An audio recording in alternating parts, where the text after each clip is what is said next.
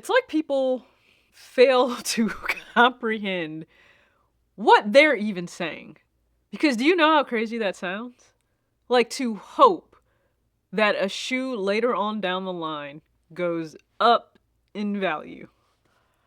And yet people also want us to think that they are not solely focused on resale. They want us to think that they don't prioritize the secondary market value of a shoe.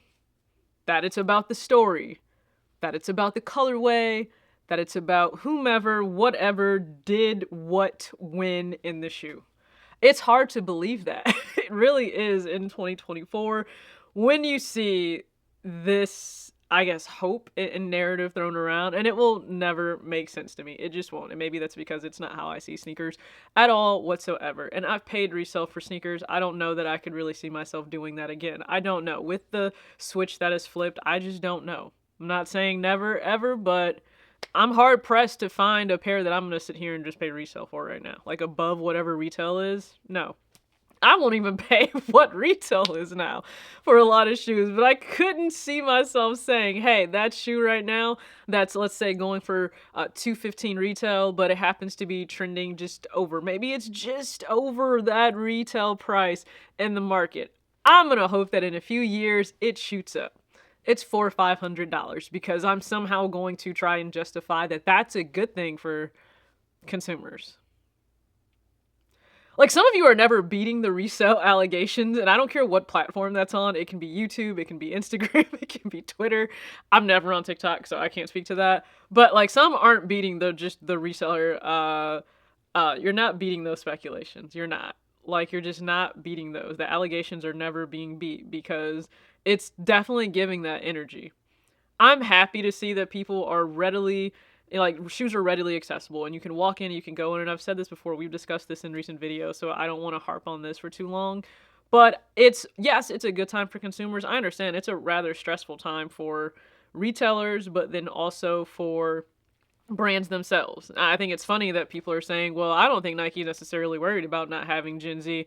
Yeah, I can tell you shareholders are, and I received an email because I'm a Nike shareholder, and yeah, like there is a lawsuit that's being brought against Nike by shareholders because they're like, hey, kind of feels like you weren't very forthcoming, that you kind of misrepresented your earnings per share and the outlook of this company, especially when that stock price took a dive. Okay, listen, you got to be accountable to the people that are investing in you. So I could say, yeah, there is a concern. They need to win back that younger market. Again, they haven't lost insane market share just in terms of where they are and being far above everyone else. Yeah, we get that, but that doesn't mean that you aren't faltering. It doesn't mean that you don't have room to improve. That's the problem with arrogance, and some consumers have so much arrogance in them. It's like, yo, FYI, they're not paying you. Also, I hope you know this. So when you're like waving the orange flag around, like they're not paying you for that. So I just want to throw that out there. They're not. But yeah, they have work to do. Okay, they do. I think it's amazing for New Balance to have signed Cooper Flag. Bravo. Bravo, New Balance. I think that's amazing for you. But yeah, brands and retailers, they're having to deal with what this current state of things. And consumers, we can be really choosy, and some of us are just choosing to not buy a whole lot, and that's perfectly fine. Which brings me to my next point for this video, and I'm going to try to keep this short, try to keep this direct, but I've made a video, and I've often said there are things we need to, get rid of. We need to leave behind, especially just in the culture, okay? And you guys know what those things are. Don't sleep, must have, bricks, poor man's, the Kanye obsession that you all have, the parasocial relationships you all have with certain people. They need to be gone. But can we welcome something into the culture? Okay, let's bring something in, okay? Stick with me here. Let's normalize someone not buying a shoe simply because, wait for it, they didn't buy the shoe. That's it. End of discussion. There is no additional justification needed. None. Let's normalize that. Because all too often now, I get it, you will then have the follow-up question, well, why? And you as a consumer or somebody within this, because you're passionate and you love sneakers, you will feel an inherent obligation to expound on why you didn't buy the shoe. And I get it. I understand the logic. I do for a lot of things, right? I didn't buy the reimagined Bread 4. I have the older release, and I'm good with that. Right? It's a solid justification. It's a solid reason. But I also want us to just normalize not needing one. Because you didn't.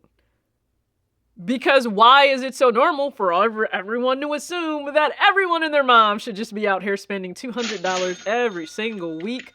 Like like you guys are paying it like it's rent. Like you can't live without it.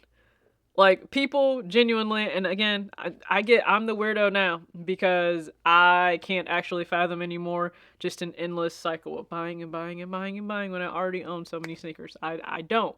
Some here and there for me, great, sure. I'm already on the road to be close to only buying like 2 to 3 pairs a year, and I love that for me. I really do. It feels like it will be a breath of fresh air for not only my pockets, but my closet, but just in every way. I can't fathom the endless just consumerism cycle of just buying every single sneaker. I can't. And guess what? That also doesn't mean that you now like dislike sneakers and you don't love them and you don't appreciate these designers. It doesn't, because guess what? You can actually love everything about it. You don't like, who are you justifying the fandom to? Who are you justifying your passion of sneakers to? Everybody else in the world? Because if you know deep down how much you love something, why is it that who are you showing it to by trying to have the collection of everything? I am curious there. Who are you doing it for? But let's normalize not needing a reason why. Because there is this fine line that is present, and I know it's a little murky, especially for the brand new Alma Mater Jordan 3 While You Were Sleeping that released. Because some people are genuinely just not interested in the shoe. It's not that they even think the shoe is trash. They don't have any negative feelings about the shoe. They just don't want the shoe. And that's not enough for some of you.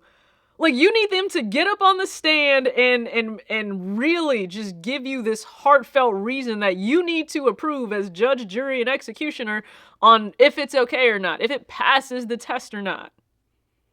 You don't understand how pretentious that sounds.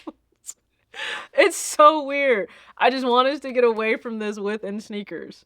Some don't believe that people aren't buying the Alma Mater Jordan 3 because the Black Cement 3 is coming out. Well, newsflash, some people could just want that. There are people that have waited around just for that shoe. I have a best friend from high school. That is really the only pair that he's waiting on. That's it. That's the pair that he loved then. It's the pair that he still loves now. And it's the pair that he's waiting on. He'll probably be the person that doubles up on that. He's not really into shoes like that anymore, but that one he is. And him not wanting that him not wanting the Alma Mater 3 makes no never mind to me. I have a Chuck Taylor, white, red, sitting here. I have a Black Cement 3 up there. If someone walked into my closet right now and said they preferred that Chuck Taylor over that Black Cement 3, I would not give one shoe 2 shits. I would not. A lot of you seem to, though. You seem to care that somebody doesn't think as highly of a sneaker as you do. Wake up! Everyone doesn't need to think like you. They don't. Get away from this. It is so toxic. Get away from it. Please, just on everything. We need to get away from this. I get that there is this weird reality now where people have a shoe in a cart and they won't check out because the shoe is just available for them to check out. I get it. And that's a weirdness I will never comprehend either. It is so shallow in what's already a very shallow world to exist in with subjective fashion, but also it's not really subjective because heaven forbid you don't like one of these coveted retros that everybody else and their mom says that you should like and you have to like or you're not a real sneakerhead. Where we are in sneakers in 2024, it is so... It's like a Black Mirror episode all the time when I'm on social media. It really is. And it doesn't seem to be getting any better. At all. But you know what? That's okay. Make it what you want to make it. I'm just sharing my thoughts. But you don't need to give an answer on why you don't want a shoe. You didn't buy it because you didn't want it? Great. That's it. That's all that's needed. That's all that's needed. A shoe doesn't need to go up in the market for it to hold value to somebody. It just doesn't. All right? And I have no idea when this is coming out. But hopefully you enjoyed it. Put your comments down below. As always, act your age, not your shoe size. Peace.